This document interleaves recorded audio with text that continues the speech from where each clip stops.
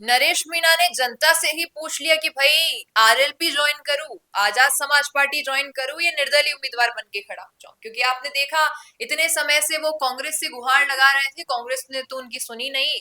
फिर उन्होंने घोषणा कर दी कि भाई मैं तो 14 तारीख को नामांकन करूंगा। लेकिन इस बीच शायद उन्हें थोड़ा ऐसा लगा कि यार जनता की सुननी चाहिए, और अपने फेसबुक अकाउंट पर लाइव आ गए नरेश मीणा।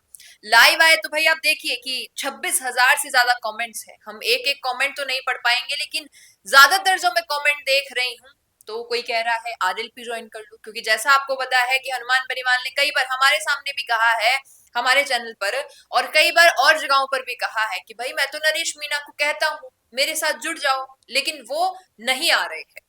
अगर आरएलपी से जुड़ते नरेश मीणा तो शायद समीकरण अलग होते। और नरेश मीणा इस पर कहते हैं कि सभी चाहते हैं उनकी पार्टी में आ जाऊं, लेकिन मैं चाहता हूं कि एक अलग पार्टी बने। उन्होंने अपना संगठन तो बना लिया है, भगत सिंह ब्रिगेड बनाई है, लेकिन अब जब बात आ रही है अंता उपचुनाव की, तो वो थोड़े सोच में पड़ गए हैं। और शायद यही वजह होगी फेसबुक पर लाइव आने की। जनता कह रही है कि कोई कह रहा है आजाद समाज पार्टी में जुड़ो, कोई कहता है आरएलपी से जुड़ो, कोई कह रहा है निर्दलीय बनकर लड़ो, आप पे हमें भरोसा है और आपको हम पे भरोसा करना होगा, हम आपको जिताएंगे।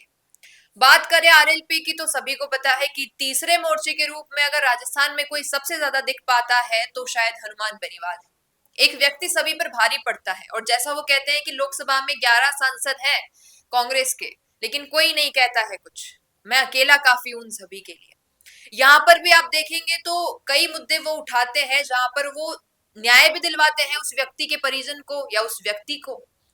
मुद्दा देखे हम ऐसा ही भर्ती का, सूरज माली का मुद्दा देखे, राकेश बिश्नोई का देखे, और कली कुचामन में जो कुछ हुआ वो भी आपने देखा होगा। तो हनुमान बेनीवाल के आरएलपी में तो ये ताकत है, और वो चाह भी रहे हैं अपनी पार्टी को मजबूत करने का। आप देखते होंगे कई युवा नेता उनके साथ नजर आते हैं, जो कि संभावना जताई जाती है कि आगामी जब 2028 के विधानसभा चुनाव होंगे तब अपने प्रत्याशियों को वो अलग अलग क्षेत्र से मजबूत ताकत के साथ अपने विधानसभा चुनाव की टिकट देंगे। तो ये तो आरएलपी का मुद्दा रहता है नरेश मीणा का, कि अगर वो वहां जाते हैं तो हनुमान बेनीवाल तो पहले से ओपन है, वो चाहते हैं युवा मेरे साथ जुड़े। लेकिन नरेश मीणा का जो कहना है कि मैं किसी की पार्टी में नहीं जाना चाहता। लेकिन प्रहलाद भुंजल ने जैसा उन्हें कह दिया था कि भाई अपनी पार्टी बनाने से कुछ नहीं होता है, मैंने भी कोशिश की थी लेकिन ऐसा नहीं होता है।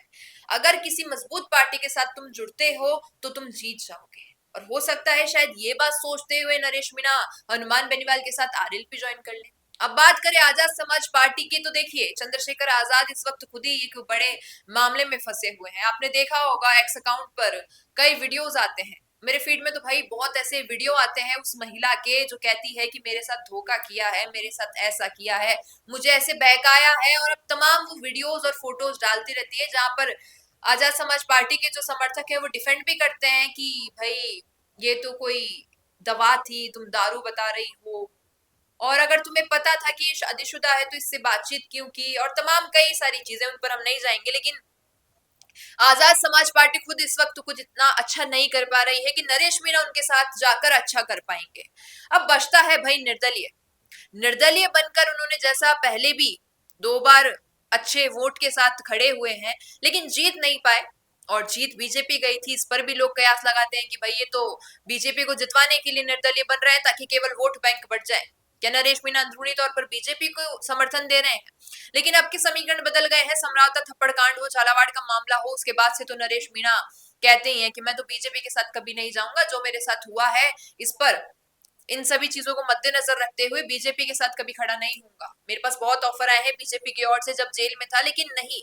और कांग्रेस के लिए तो उन्होंने इतनी गुहार लगाई दी थी, लेकिन कांग्रेस से तो पत्ता साफ नजर आ ही चुका है आप सभी को। अब सोचने वाली बात है कि आरएलपी या निर्दलीय, ये दो ऑप्शन नरेश मीणा के पास रह रहे हैं। क्या लगता है आपको कि नरेश मीणा आखिर किसके साथ जाएंगे, आरएलपी या फिर निर्दलीय? बताइएगा कमेंट में। बिजनेस अच्छा हो सकता है, लेकिन अगर नाम नहीं दिखा तो पहचान कैसे बनेगी? अब टेंशन छोड़िए, द फैक्ट इंडिया आपके बिजनेस को देगा वो पहचान जो पूरे राजस्थान में हर किसी तक पहुंचे। न्यूज चैनल पर विज्ञापन, पॉडकास्ट और प्रमोशन के जरिए आप सीधे 5 लाख सब्सक्राइबर और 10 करोड़ से ज्यादा व्यूज तक अपनी पहुंच बना सकते हैं। तो देर किस बात की, आज ही द फैक्ट इंडिया से जुड़िए और अपने बिजनेस को बनाइए हर घर का नाम।